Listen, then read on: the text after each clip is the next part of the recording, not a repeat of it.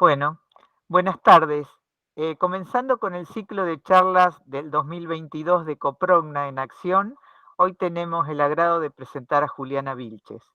Juliana es oriunda de Realicó y estudió la licenciatura en Ciencias Biológicas entre los años 2003 a 2010 en la Facultad de Ciencias Exactas y Naturales de la UMPAN. O sea, es nuestra, es de las nuestras. Entre el año 2011 y 2014 formó parte de proyectos de investigación en la misma universidad y comenzó una maestría en la Facultad de Agronomía, también en la misma universidad. En el 2014 decide comenzar con el cultivo de hongos en su pueblo natal y desde el 2019 está dedicada exclusivamente a su emprendimiento de producción y comercialización y elaboración de productos en base a hongos. Realiza además trabajos de investigación en su propio laboratorio, llevando a cabo ensayos con hongos entomopatógenos, hongos medicinales y micelio de hongos comestibles. Durante el año 2021 ha formado parte de un proyecto de capacitación y difusión sobre este tipo de producción. Juliana nos va a contar sobre las actividades que lleva a cabo en su emprendimiento llamado Albores Pampa, y vamos a estar escuchándola con mucho placer. Agradecemos a todas las personas presentes y les solicitamos que apaguen sus micrófonos para escuchar a Juliana sin interferencia. Muchas gracias. Bueno, muchísimas gracias. Gracias por el aguante mientras estuvimos tratando de coordinar la presentación. Voy a tener un pequeño inconveniente en la primer diapo, que van a ver imágenes solapadas, porque al estar en PDF no le puedo dar el movimiento que tenía la imagen.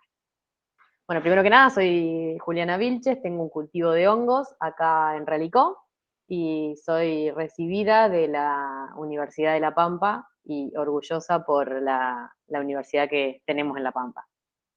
El proyecto que yo comencé en el 2014 era cultivar hongos y la charla por eso se titula Hongos comestibles, género Pleurotus, que es lo que cosechamos acá, una alternativa de alimento a partir de residuos lignocelulósicos. Muchas veces uno va al mercado, compra un producto, pero no sabe desde dónde viene, o generalmente se tiene lo común en el mundo de colocar una planta, una semilla o tener un animal. En este caso, lo importante que tienen los hongos es que están teniendo un proceso de bioremediación y a su vez tiene un proceso de degradación hasta que llegamos al producto. Por eso son tan importantes. Estamos diciendo que es una alternativa de alimento, pero si se presta atención al título es a partir de residuos, o sea, son eh, lignocelulósicos, son distintos desechos, pero que pueden llegar a servir como sustrato para el hongo. En este caso, esto es lo que yo les comentaba de la foto solapada, es muy importante hoy en día poder tener alimento. Primero que nada, porque hay mucha cantidad de contaminación en todos los lugares por el tema de plástico y demás. Y a su vez, la urbanización cada vez es mucho más avanzada y hay mucho residuo. Uno de esos tantos residuos que tenemos en La Pampa es la cáscara de girasol. En la foto que se ve del lado de atrás es cáscara de girasol de un peladero. En La Pampa hay 2 o 3 peladeros registrados. Lo que ocurre ahí es que el girasol se pela, por un lado queda la pepita y por el otro lado queda la cáscara. Esa cáscara se tira generalmente o se puede llegar a usar en algún que otro momento como alimento para animal. Lo importante de los hongos es que el hongo, mientras que se está desarrollando, lo que hace es degradar esa lignina y degradar toda esa materia vegetal para después transformarlo en alimento. Entonces, todos esos residuos que hay, no solo la cáscara de girasol, sino que también en aserraderos de madera blanda, que pueden ser lugares donde se hagan distintos tipos de tranqueras, techos y demás, ese acerrín también se usa y también se usan algunos restos vegetales de cultivo en el campo, como puede ser rastrojo de soja, rastrojo de maíz y paja de trigo. Es por esto que es muy importante ver que el alimento que estamos consumiendo, como es un hongo, aparte de todas las propiedades que tiene, que son muchas, a su vez también está dando una solución ambiental. En este diapo estamos viendo en la parte de atrás un residuo, que es la cáscara de girasol, y en la de adelante los productos que se logran de la transformación de ese residuo vegetal. El cultivo de hongos comienza siempre lo que es la parte madre, sería por así decirlo, de las distintas especies de hongos, viene desde Europa. En Europa fue donde se empezó a consumir los hongos a nivel natural, saliendo a recolectar, y de ahí se empezaron a hacer algunos ensayos para poder llevarlo a un cultivo artificial. Eso está estudiado desde hace mucho tiempo, siendo igual hoy en día un problema para algunos tipos de hongos, como pueden ser los de pino, que todavía no se pueden cultivar, sí se pueden recolectar. Lo importante de los cultivos de hongos es que utilizan y reciclan todos los subproductos agrícolas que hay. Acá en La Pampa, como sabemos, es una zona productiva, tiene una parte productiva agrícola muy fuerte, y a su vez tenemos este tipo de empresas y fábricas donde también tienen residuos. Y el tema del producto final de un hongo, algo comestible, el cual todo lo que es los pampeanos o la población en sí, puede llegar a transformar residuos que tenga y poder obtener un alimento. Hay en algunos lugares que utilizan y reciclan la poda urbana, o sea, en el lugar, el municipio poda, chipea la poda urbana en otoño, y eso lo utilizan para poder dar alimento en la zona. Lo importante de estos cultivos es que es una técnica muy sencilla y de bajo costo. No es un cultivo que necesite una inversión muy alta, entonces es muy bueno poder hacer biotecnología con técnicas que sean sencillas y poder tener un producto final siendo un alimento. Como dijimos anteriormente, esto se genera principalmente en Europa. Es por esto que el consumo de hongos por persona es mucho mayor en Europa que acá en Argentina. En Argentina llegamos a consumir por persona 40 gramos, cuando en Europa se llega a consumir 10 kilos. Igual ese estudio está hecho de hace unos años atrás, hoy hay un poquito más de consumo de hongos, pero todavía no llega a ser un consumo tan grande. Cuando hablamos de producción de hongos, Argentina fue pionera en el 1941 para producir hongos champiñones. Hasta ese momento no se conocían los cultivos de hongos en la zona. Después se empezó a diversificar mucho la alimentación, sobre todo por ese intercambio cultural que había. Al empezar a poder probar y haber incursionado en cocinas más modernas y más actuales, empezó a ver el requerimiento de la gente por la gírgola. Ahí fue donde en los años 80 en la Patagonia se empezó a producir gírgolas, pero a nivel de una producción en troncos. Es otro tipo de producción, pero es una producción un poquito más sencilla y es más natural. Más natural por el hecho de que es más a la intemperie. Entonces solo se cosecha por épocas, en otoño y en primavera. Sería como un producto de estación. Y después ya en los años 90 se empezó a profundizar un poco más el cultivo de hongo gírgola, y ahí fue cuando se empezó a hacer el cultivo sobre sustrato en bolsa, que es el que hacemos acá en Relicó. Y después, más llegando al año 2000, se empezó a incorporar el hongo shiitake. Hoy en día, en el 2020, esos tres cultivos, tanto el champiñón, la gírgola como el shiitake, son los principales y son los que se están vendiendo en el mercado. Siempre, por supuesto, el primer puesto lo tiene el champiñón por una cuestión de practicidad también, porque vienen enlatados, y lo que es la gírgola y el shiitake todavía son productores muy chicos, no son productores tan grandes, entonces el primer lugar siempre se lo lleva el champiñón, pero después continúa la gírgola y el shiitake. A su vez, en Argentina también se están produciendo otros tipos de hongos, como pueden ser, por ejemplo, los medicinales, que es el ganoderma. Cada vez que va pasando el tiempo, se empiezan a hacer más pruebas y cada uno de los cultivadores empieza a probar una diversificación de especies. El cultivo de hongos, lo más importante que tiene y lo más llamativo es que produce una bioremediación en lo que es acá en La Pampa, o bueno, en cualquier lugar donde se haga en bolsa. Lo que ocurre es que degradan esos residuos vegetales de los cuales estuvimos hablando, que en muchos lugares se empieza a hacer una acumulación y a veces llega a ser un problema. Esos desechos vegetales, por medio de un proceso de cultivo, se transforma en alimento. Y ese alimento, a su vez, no es que es un alimento cualquiera, sino que es un alimento muy rico en nutrientes y muchas veces se busca, ya que tiene propiedades y proteínas totalmente diferentes a las que consumimos a diario con la carne y con los vegetales. A su vez, el cultivo de hongos en bolsa, el hecho de cultivarlo en bolsa se cultiva sobre tipo percheros o pinches o estantes. Entonces, es por eso que la eficiencia, la cantidad que se puede cultivar de kilos de hongo por superficie y por unidad de tiempo es mucho mayor que la que se realiza para proteínas animales acá en la Pampa, lo que es criar vacas, por ejemplo. Y a su vez, no solo tiene todos esos beneficios que venimos diciendo, que son beneficios fabulosos, degradar un residuo y transformarlo en alimento, sino que a su vez no tiene desecho importante.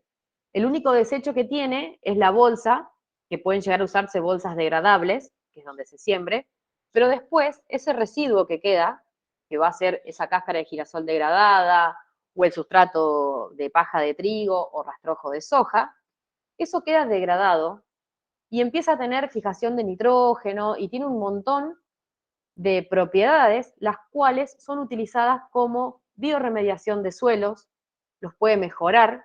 Hay muchas personas que lo que hacen es mezclarlo con la tierra, si la tierra tiene contaminación, tratan de mezclarlo, porque hay algunos estudios donde se ve la renovación del suelo, por ejemplo, donde se tiran tinturas o donde se puede llegar a tener derrame de petróleo, por ejemplo. Entonces, no solo es bueno degradando el residuo que se está teniendo hoy en día, que puede llegar a ser un problema, sino que lo que obtenemos como resultado final, cuando ya no estamos cultivando hongos, se puede seguir utilizando. Acá nosotros en Relicó, en este momento lo estuvimos llevando a una persona que tenía huerta, pero antes de eso lo estábamos llevando a la huerta comunitaria de acá de Relicó, y lo utilizaban para mezclar y de esa forma abonar la tierra.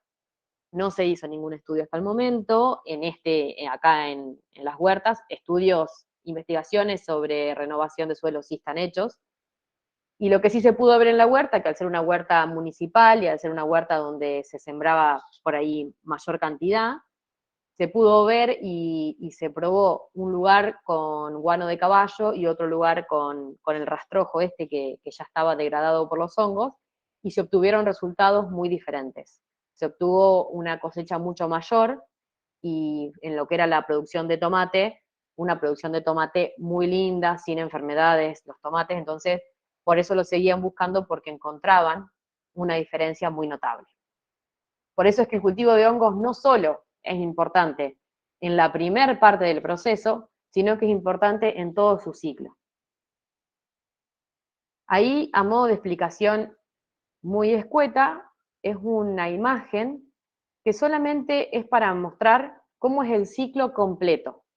Si ustedes ven ahí, arriba hay como si fuera un fardo, que sería este sustrato, eso se pica, se esteriliza, y después, como ven ahí, esos tarritos que ven, es la semilla o la espora, con la cual se inocula el sustrato, se lleva a las bolsas y luego se cosecha el hongo. Si ustedes ven, son pasos muy sencillos, ahora los vamos a ir viendo más adelante, y se logra transformar ese residuo vegetal por los hongos comestibles. El proceso comienza en laboratorio.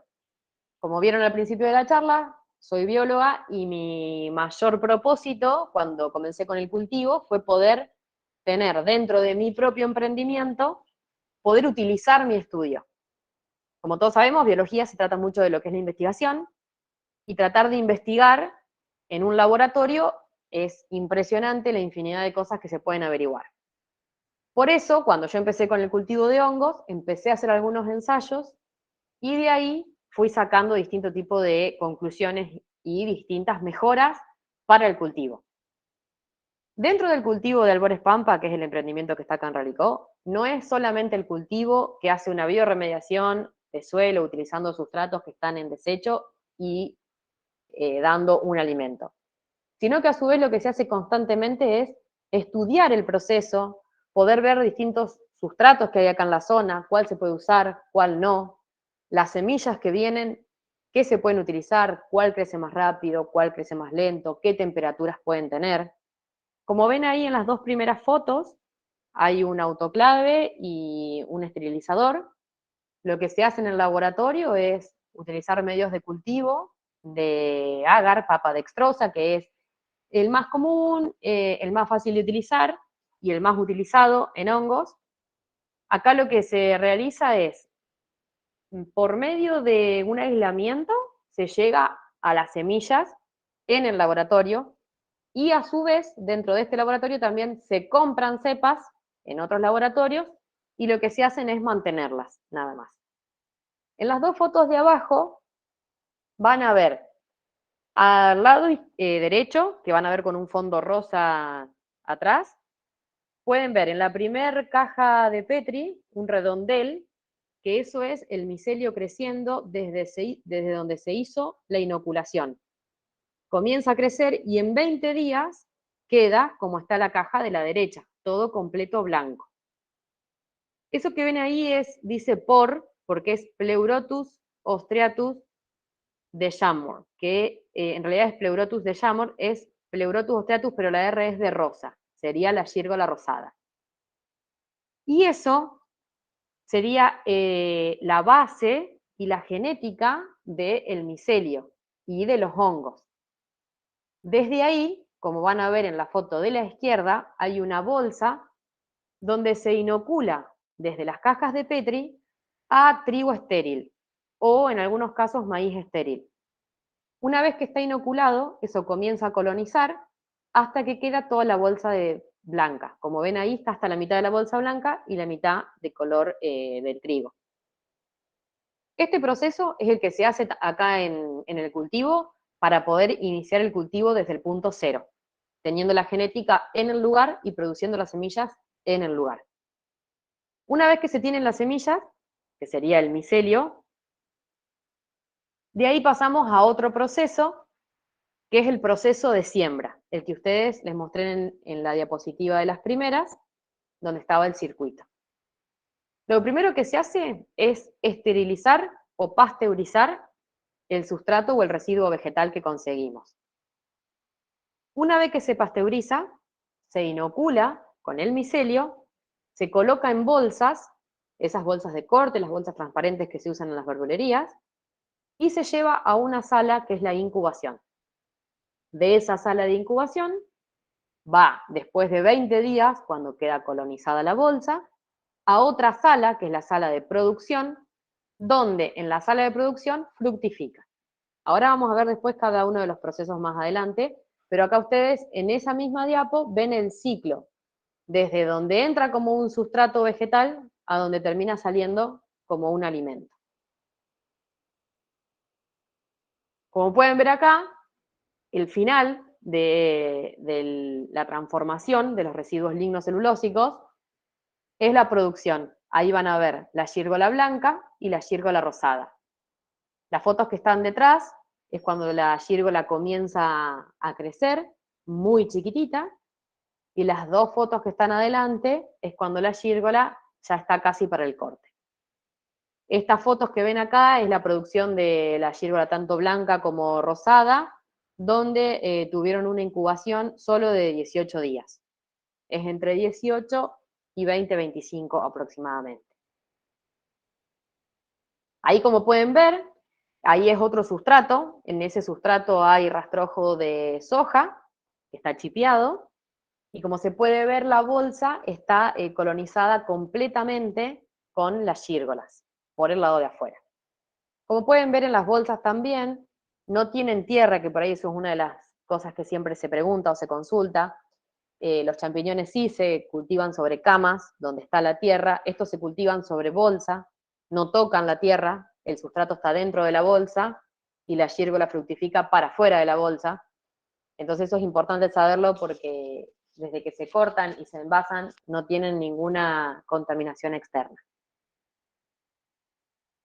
Con respecto a la siembra, que es el primer proceso que yo les mostré que se hacía, después de que se pasteuriza, se siembra la bolsa y se lleva a esa sala que yo les mostré, que era de incubación. Esa sala de incubación es importante tener muchos recaudos. Primero, Si se siembra y la siembra se hizo en un lugar que no estaba higiénico o que no se necesita una esterilización del lugar, pero sí se necesita que estén paredes y piso lavado el día que se va a sembrar, por ejemplo. Por eso se siembra con todo el recaudo y cuando va la incubación, los primeros días se trata de hacer un control periódico para poder ver cómo va colonizando, ver a su vez si la temperatura y la humedad son las correctas, y de esa forma se controla que en el lugar no haya ninguna contaminación. Ahí pueden ver en la foto, esa es la sala de incubación. En la sala ustedes están viendo las bolsas, porque hay luz, en la cual la luz está prendida en ese momento, pero si no la sala está en completa oscuridad, no tiene ventanas. En la sala, como pueden ver, las bolsas se colocan en estanterías y se trata de mantener una temperatura de entre 20 y 25 grados. Siempre depende de qué especie se cultive. En el caso de invierno se cultiva la gírgola blanca, que se mantiene entre 20 y 25, y en verano se cultiva a veces la gírgola rosada, que se puede tener una temperatura entre 25 y 30, resiste más temperatura. Entonces, por eso muchas veces hay productores que siembran la gírgola rosada en el verano y la gírgola blanca en el invierno para no tener dificultades con la temperatura. En esa sala quedan 20 días, siempre hay que controlarlas, que no tenga contaminación por insectos ni contaminación por otro tipo de hongos, que son los primeros días los más críticos. Una vez que el micelio pasa esos de 3 a 5 días críticos, ya empieza a colonizar y ya se muestra que no tiene contaminación. Una vez que las bolsas están completamente blancas, se hace lo que se llama una inducción. Inducción es cuando uno hace que el hongo pueda empezar a crecer y a fructificar. La inducción es darle luz y cambiar la temperatura. Por eso pasan de una sala de incubación a una sala de producción. Esa inducción se hace con una humedad que sigue estando alta, 95%, pero la temperatura ambiente baja. Entonces ese shock más frío hace que empiece a fructificar. Una vez que se hace esa inducción, ya estaría en la sala de producción para poder producir el fruto y de esa forma cosecharlo y poder tener ya el producto.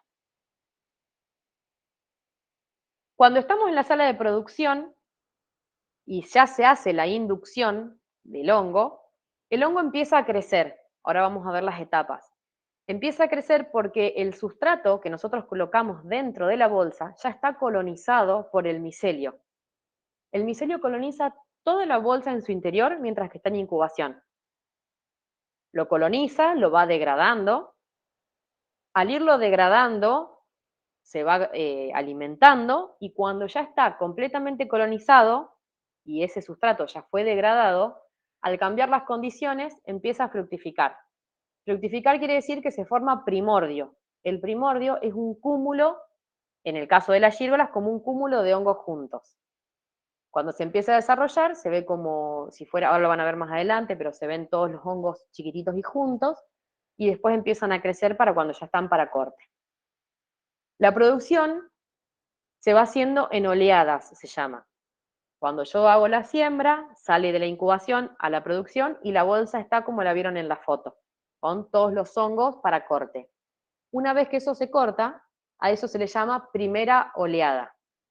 Se corta y se espera 10 días más y va a dar la segunda oleada que se le llama. Menos cantidad de hongos, produce menos, pero vuelve a dar otra vez hongos. Depende qué sustrato tenga en su interior, a veces puede llegar a dar hasta 4 oleadas, se llama. Quiere decir que la bolsa está en la sala de producción un mes, casi 2. La bolsa se pasa a la producción, se corta, a los 10 días se vuelve a cortar, a los 10 días se vuelve a cortar, así hasta que se vea que sale 1 o 2 hongos solos y sueltos, y es que la bolsa ya perdió fuerza y ya no está produciendo. Digo depende del sustrato porque con cáscara de girasol muchas veces he llegado a cosechar de 3 a 4 oleadas, pero con rastrojo de soja y paja de trigo, 2 y 3 oleadas como mucho. Una vez que tenemos en producción las bolsas, también se controla mucho lo que es la contaminación, tanto por medio de insectos o por otro tipo de hongos, pero no es tan complicado como la incubación. Una vez que la bolsa ya está produciendo, puede tener leves contaminaciones que bajen la producción, pero sí se sigue pudiendo cosechar. En mayor o menor medida se puede cosechar. En la sala siempre es importante que haya ventilación por la eliminación de dióxido de carbono que tienen muy alta, y por eso también es que en la sala se hace una calefacción, tanto de calor como de frío, que es por medio, lo que es frío, bueno, como si fuera un aire acondicionado, pero lo que es calor es por medio también de aire caliente y no de calefactores, porque si no le sigue sacando aire, y necesitan mucho aire, porque si no se empiezan a poner de un color muy oscuro, y cae la producción. Acá les voy a mostrar cada uno de los estadios para que puedan ver cómo los hongos pasan todo su desarrollo en esa sala de producción. En la foto que van a ver, no sé si ven la manito de la flechita, ahí se ve la primer foto de la izquierda, van a ver como si fuera un punto negro grande con todos puntitos son, todos puntitos chiquitos que forman esa media esfera negra.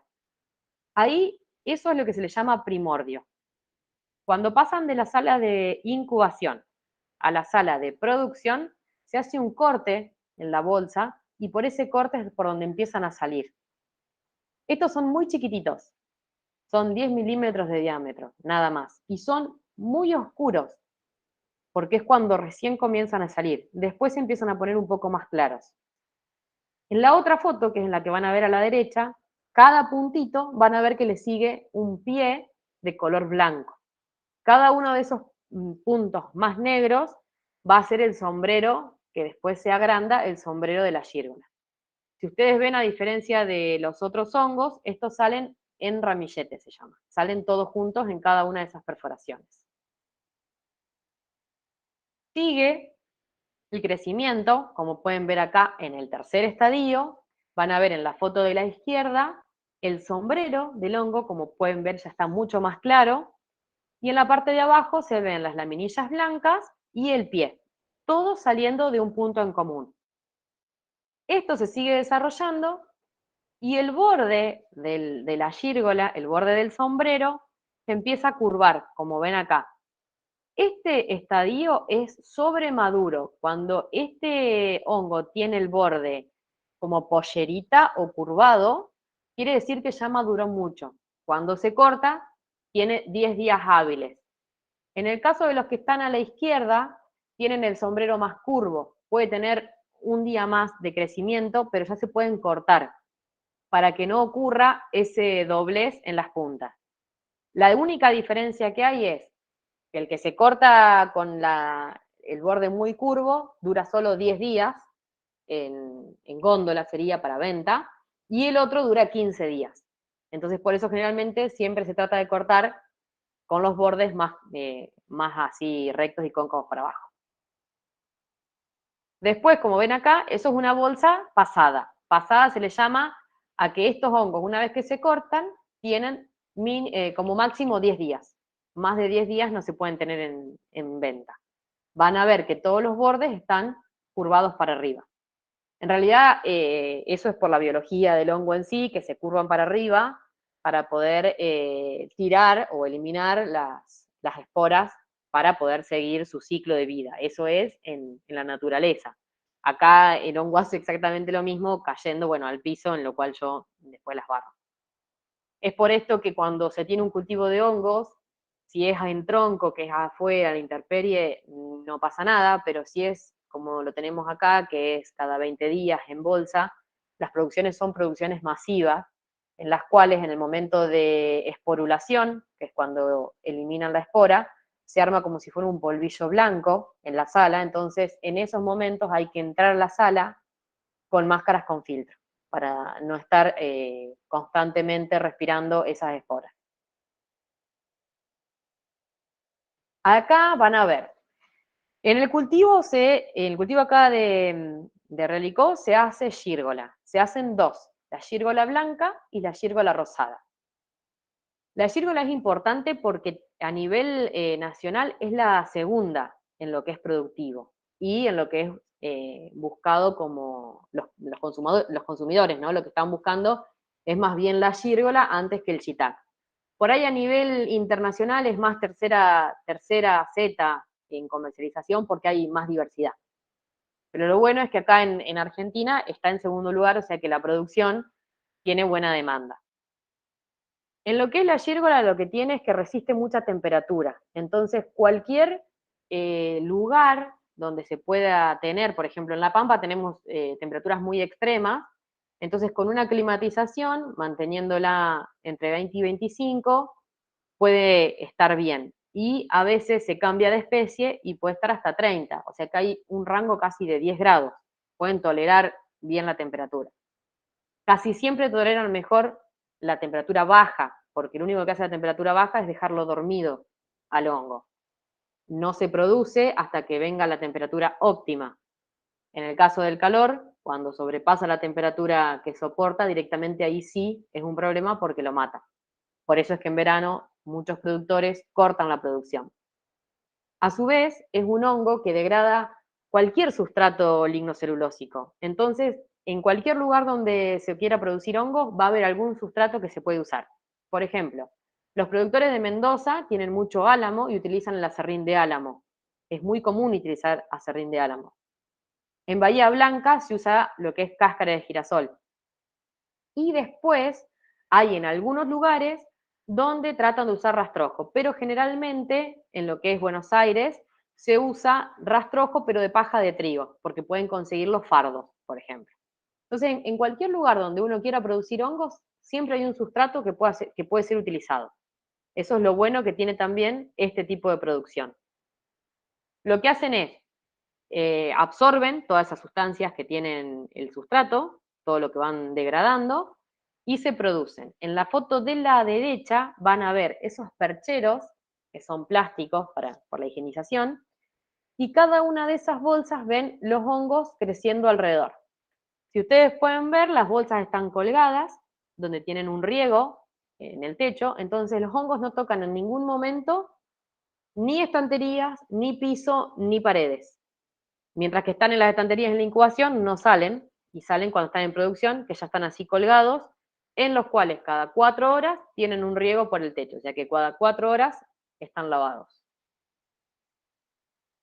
Acá van a ver, esta es una bolsa donde sale todo el ramillete desde un punto, y lo que se puede observar es que el sombrero tiene el pie que es lateral, distinto a los champiñones o portobelos que sale el pie al medio, acá lo tienen hacia un costado.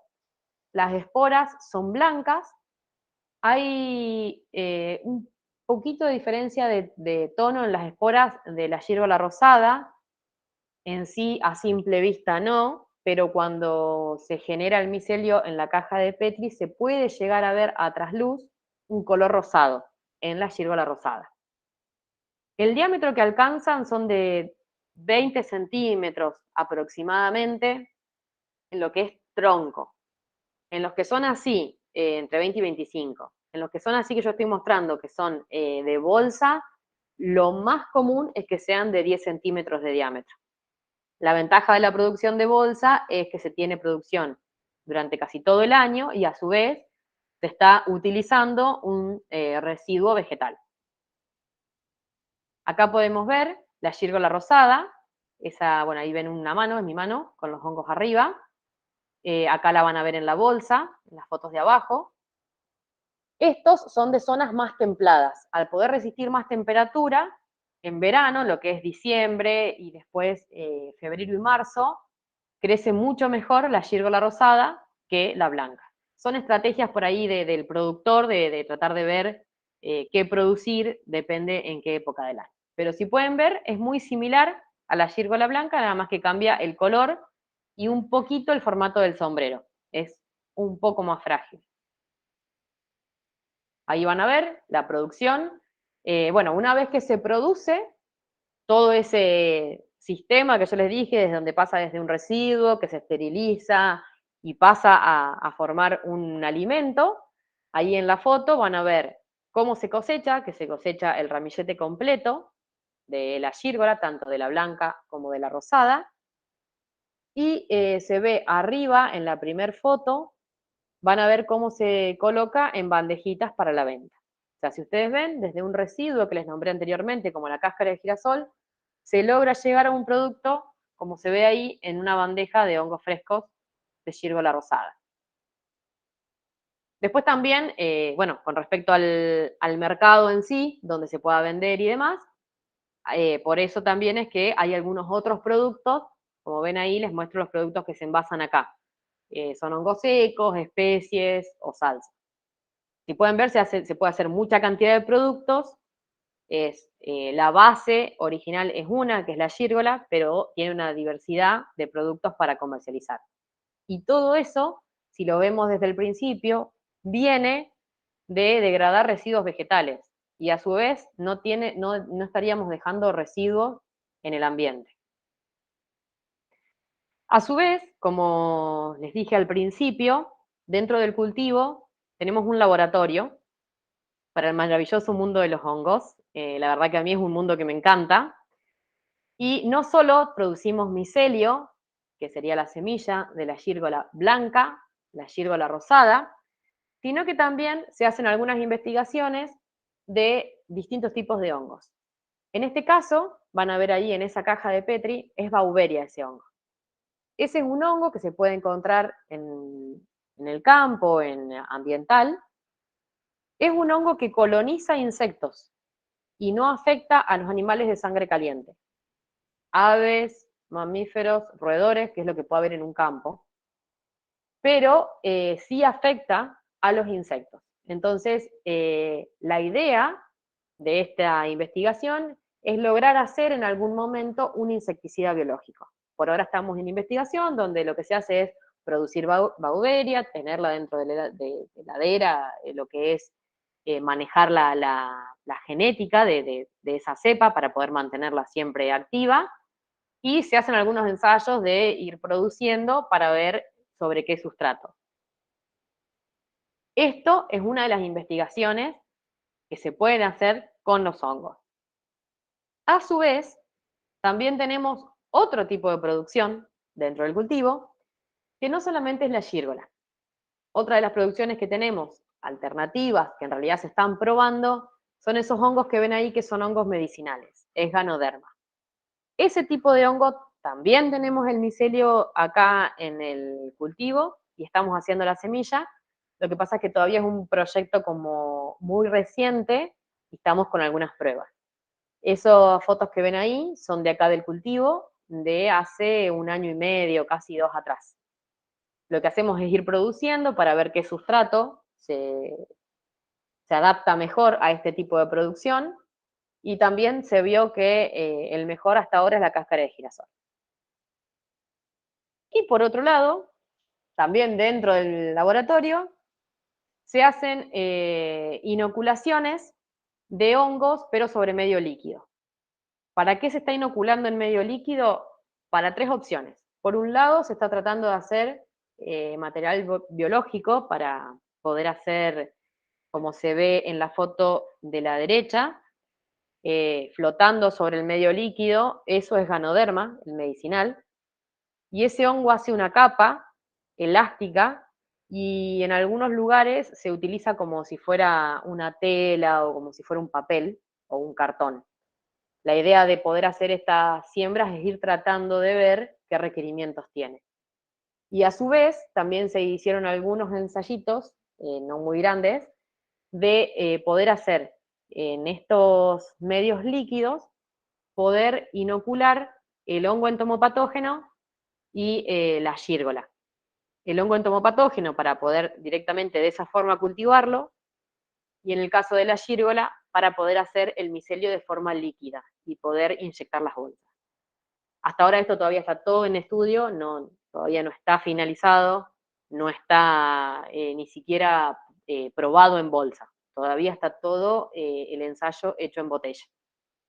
Como pueden ver, siempre digo que los hongos tienen un abanico muy amplio, al igual que casi todo lo que se puede hacer en biología. Pero bueno, lo bueno y lo que a mí siempre me motivó mucho fue el hecho de ver que distinto tipo de especies podemos tener para distintas soluciones. una solución de un residuo vegetal, transformarlo en un alimento. Una problemática de insectos que pueden estar siendo plagas en algún cultivo o en alguna huerta, poder darle un insecticida biológico. O sea, es como que tenemos muchas posibilidades de buscar soluciones en distintas problemáticas. Por eso siempre digo que el cultivo de hongos, decir cultivo de hongos es lo mismo que dar soluciones en el mundo. Con esto es para finalizar la charla.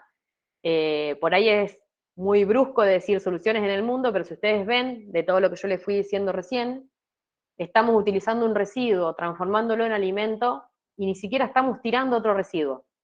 Estamos abonando a la tierra y dando una mejora para otro tipo de planta. Entonces, si ustedes ven, es un ciclo que cierra, que utiliza, produce alimento y ni siquiera deja residuos. Eso sería el punto inicial de lo que es el cultivo de hongos. Y de ahí hay un montón de investigaciones para un montón de soluciones a nivel mundial.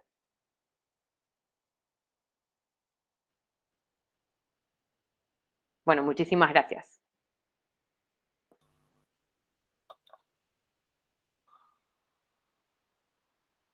Qué interesante, Juliana.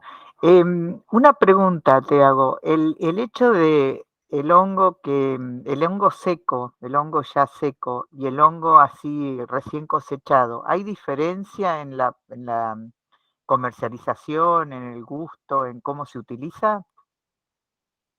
Mira, en lo que es el hongo seco, Mm. quiero salir de la pantalla así los puedo ver.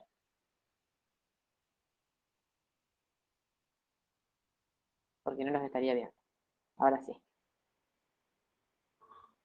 ¿Ahí me ven? Sí, sí, siempre te vi. Bueno, el hongo fresco se cosecha y se vende directamente. Tiene una vida útil solo de 10 días, tiene muchísimas propiedades y puede llegar a ser alimentos o distintas recetas, como por ejemplo una milanesa de gírgolas, puede dar distintas alternativas que de forma seca no. Pero en el caso del deshidratado no se eliminan las propiedades, lo único que se le saca es el agua. Entonces es el mismo producto, pero ahí se tiene más o menos un año, y a veces hasta dos, pero bueno, bromatológicamente se pone un año de vencimiento, entonces es mucho lo que se puede tener, por ejemplo, guardado en la alacena, que no se desperdiciaría en caso de que se ponga, o sea, no se pone feo, se puede tener mucho tiempo. A su vez, al estar deshidratado, muchas veces tiene el sabor más concentrado y se utiliza en salsas, se usa igual que el fresco, pero de forma seca. La única diferencia entre uno y otro es la forma de cocinarlo. Muchos buscan el fresco, ya te digo, más que nada por el hecho, por ejemplo, de hacer una milanesa. Si no, la mayoría busca el seco para poder tenerlo en la alacena. Y los dos tienen mercados distintos. Todo lo que es fresco se vende mucho en verdulería y todo lo que es seco se vende mucho en lo que es dietéticas. Y los restaurantes también buscan el seco para poder tenerlo más tiempo. ¿Y cómo es el proceso de secado? ¿Los dejás, los deshidratás como con calor en estufa? Mira, el hecho de secarlos, de deshidratarlos, el hongo tiene mucha cantidad de agua. Es más o menos como deshidratar un tomate, muy similar. Pierde mucho peso del fresco al seco. Lo que tiene el seco es que se coloca en bandejas plásticas tapadas con un tul y se dejan en una habitación cerrada mientras que pierde la mayor cantidad de agua. Cuando ya están en el punto al 80% secos, se saca de 1 a 2 horas aproximadamente expuestos al sol para terminar de darle el último toque de secado. Ese es el secado que se está haciendo, que es de forma artesanal. Hay otro tipo de secado, que es el secado en secadero, se llama, que eso es por medio de una circulación de aire caliente. Ajá. Sí, Analia. Estás muteada. Sí, porque justo estoy al lado de la ventana con los colectivos y hay mucho ruido. No, ¿cómo, primero, digamos, qué es lo que más vendés o qué es lo que más te piden? ¿El seco, el hongo seco o el hongo fresco, digamos? Hay dos mercados como muy marcados. Cuando yo comencé en el 2014, en Relicó no se consumía gírgola directamente. O sea, no se consumía ni fresca ni seca, no se consumía. Era muy raro que alguien me llamara y fuera a comprar hongos. Entonces, mi primer mercado fue Santa Rosa y Pico. Ujú. Lo primero que se vendió fue el fresco en verdulerías, que fue con Ajá. lo que primero empecé. Pero Ujú. ahí nomás empecé con el seco, sobre todo porque cuando tenía producción que me sobraba, hoy en día tengo que producir para secar, pero en ese momento secaba lo que me estaba sobrando, Claro. entonces empecé a incorporar dentro del comercio el seco. Hay una parte de clientes que busca el seco y el fresco, que es el hongo solo. Pero como yo les mostré en las diapos, también tengo algunos que son productos armados. Claro. Están las especias, que por ahí lo buscan gente que no quiere consumir tanta sal, entonces busca especias que son con hongos. Y después hay unas salsas y un risotto. Entonces eso también tiene otro mercado. El que Ajá. no consume producto elaborado, no consume esos y consume el hongo seco. Pero hay personas que no saben cómo cocinar el seco o el fresco y buscan el otro que está casi preparado.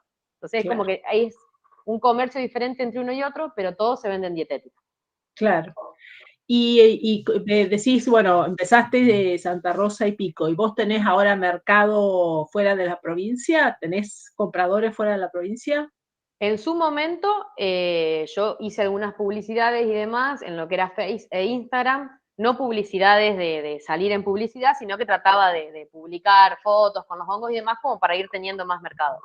Hice Claro. algunas ventas en lo que era Buenos Aires, Córdoba y Rosario, ventas escuetas, porque no llegaba con producción. O sea, en Claro. sí, el lugar, primero que estoy sola trabajando, entonces los tiempos por ahí son complicados. Cuando estaba medianamente encaminada fue justo cuando se vino la pandemia y no pude Claro. conseguir más micelio. Claro. Entonces antes yo solo producía el micelio rosa, porque era menor cantidad lo que se producía, y ahora estoy produciendo los dos micelios. Entonces mi freno para poder salir a otra provincia es producción, no Claro. venta. Claro. En este Claro. momento, en sí los productos a su vez tienen la habilitación nacional, Claro. tienen RNE y RNPA, entonces yo puedo salir Ajá. sin problema. Pero bueno, siempre que salí fue alguna dietética en particular, por Claro. conexión, envié y bueno, me han seguido comprando, pero no es que tengo un mercado fijo con un distribuidor o algún lugar así grande, porque no llego directamente. Claro. Claro. Claro. Bueno, está bueno. Sí, tengo más preguntas, pero a ver, dejo que otro. Tito, estás muteado. La costumbre, ¿viste? No, te estaba agradeciendo por la presentación, la verdad que muy, muy interesante.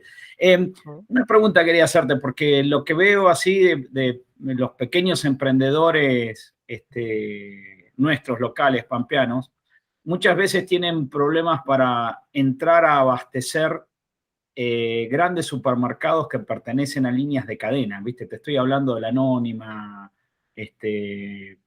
Walmart, ¿viste? Carrefour, una cosa así, cuando la lógica sería que se pudieran abastecer de productores locales.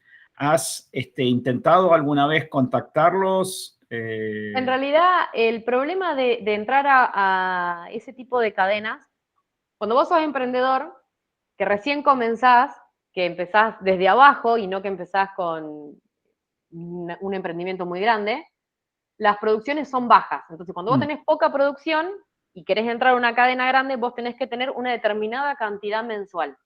A ellos no les importa qué van a hacer con el producto. Si les sobra, lo tiran. Pero vos sí o sí se lo tenés que dar a ese producto.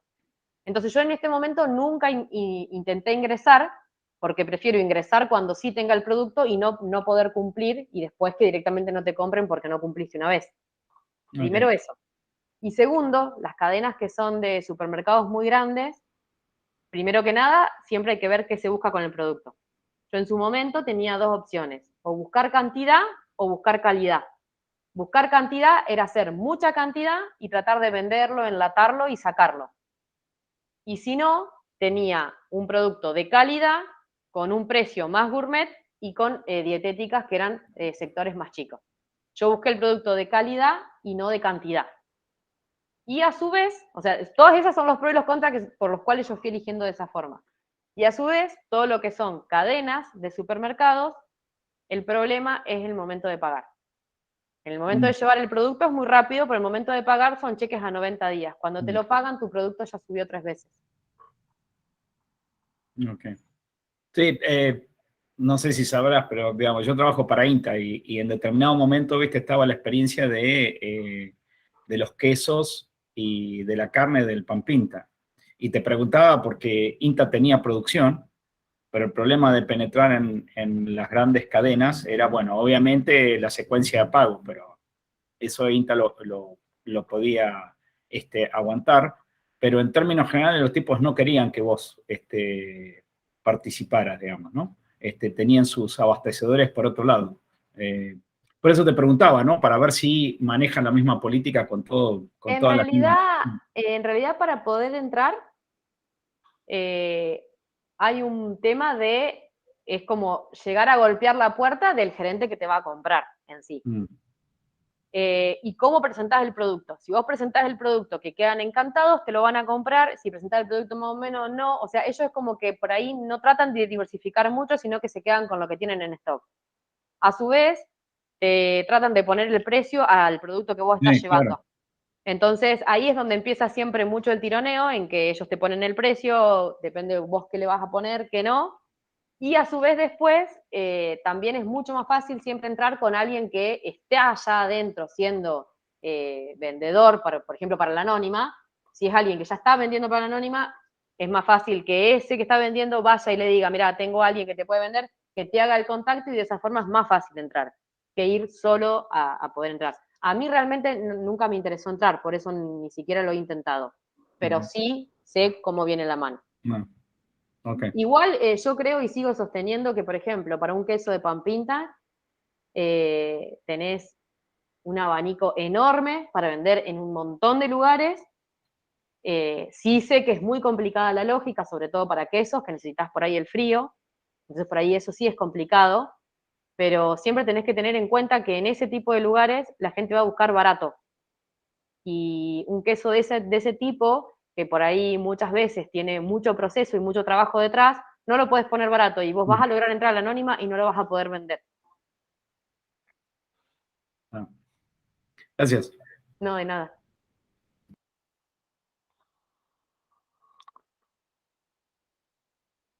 ¿Alguien más tiene preguntas? Analía levantó la mano.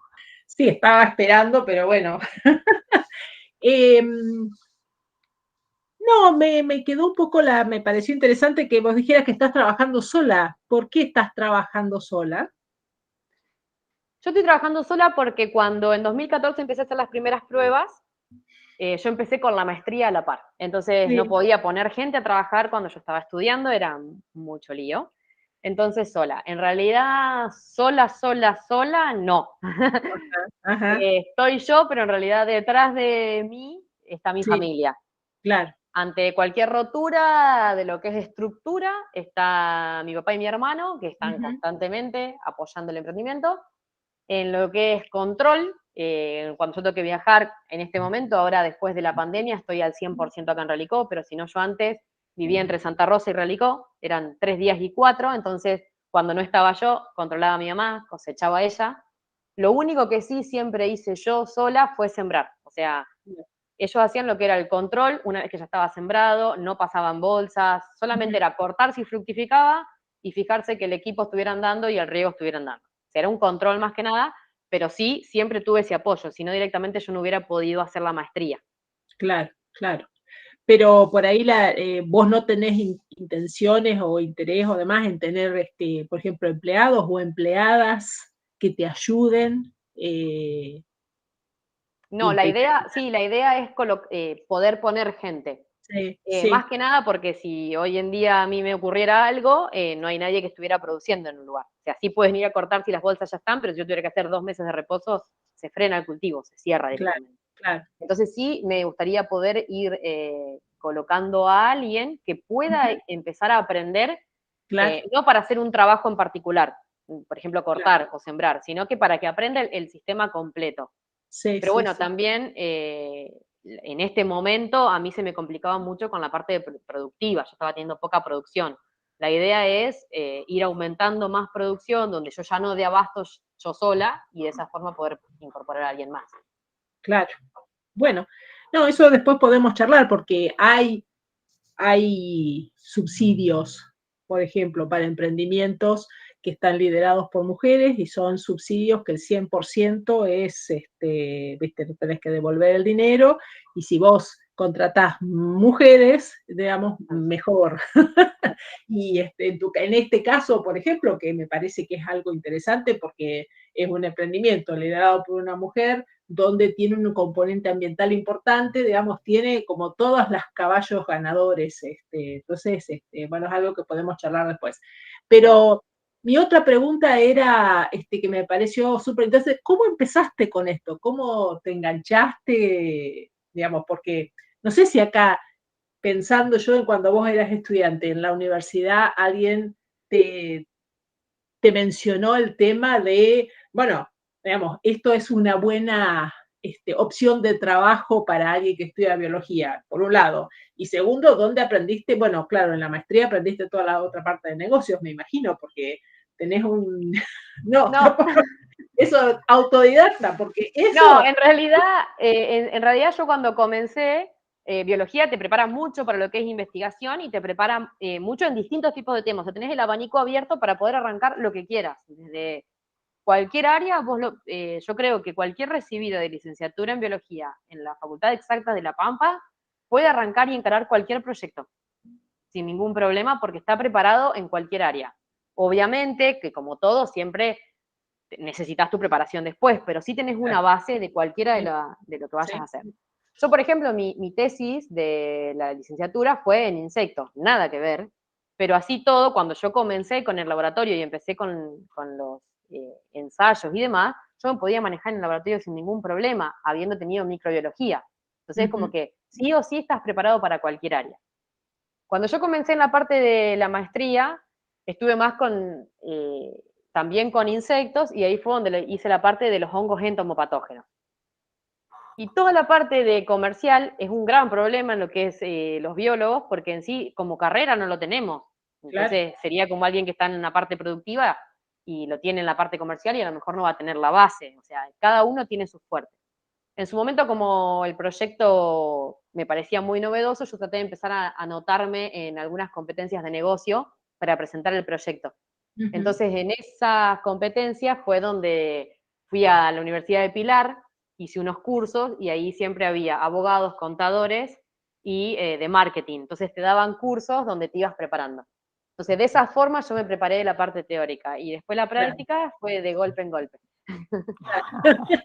Sí, sí, porque eso me parece interesante, digamos, me da la sensación de que vos tenés la parte de negocios bastante clara, pero es algo que uno no aprende en esta carrera, digamos. Y por otro lado, también me llamaba la atención y me interesaba saber cómo es que habías empezado, digamos, con este tema o cómo se te había ocurrido. En realidad, como bióloga, yo cuando empecé a hacer esto, la idea era tratar de usar mi carrera como un inicio para algo diferente. Y yo sé que al tener la parte del comercio, a mí, por ejemplo, más allá de que lo pueda manejar o no, no me interesa. O sea, a mí esa parte es como que yo lo hago para poder estar con la investigación.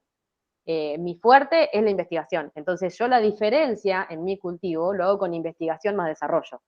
Entonces, yo saco un producto que hace la diferencia, trato de ver qué productos puedo traer. Es como que no hago un 1 más 1 es 2 para producir. Entonces, en mi mente no tengo el hecho de producir cantidad, sino que producir algo diferente. Y eso es donde yo estoy constantemente, en el laboratorio, mirando en el microscopio, haciendo las placas de Petri. Todo el resto es sistemático y ya está armado, como quien dice. Y el tema de las ventas y demás, digo a porrazo, porque bueno, uno lo va haciendo para vender, pero en sí yo no me especializo en eso. Por eso digo que cualquier biólogo puede empezar un proyecto y eso se va aprendiendo. Claro. Buenísimo. Sí.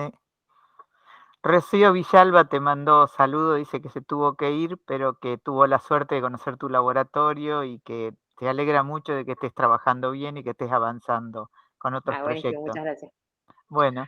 Rocío Villalba es estudiante de la ingeniería y ahora está haciendo el profesorado en ciencias biológicas y el año que Bárbara los llevó a tu emprendimiento, ella fue. Entonces, de ahí Sí. cuando yo comenté de la charla, me decía, ay, sí, sí, yo fui, quiero ver, y qué sé yo. Así que bueno, Bueno, estaba Buenísimo, muchas gracias. bueno, vamos a dejar de grabar, así nos podemos después bueno. cuidar. No me acuerdo, espera, no me acordaba. Ahí está. A ver.